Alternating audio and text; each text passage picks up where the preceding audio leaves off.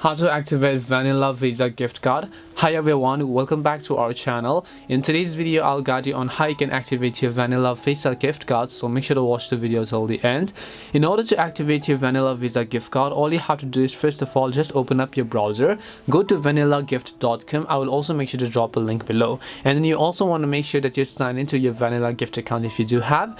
Then once you make sure of that, after you log into the website, you're gonna see this type of interface where you have to just tap the three lines icon located at the top left hand side here. Once you tap the three lines icon from the top left hand side, here you'll find an option where it says activate your card. So you want to make sure to just tap the activate your card button.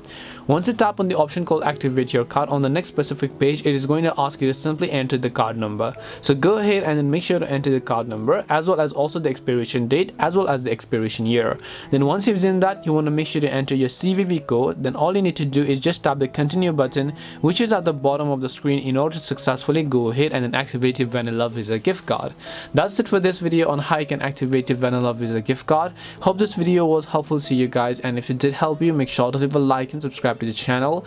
If you have any questions though, feel free to leave them down in the comment section. Thank you very much for watching till the end, and see you in the next video.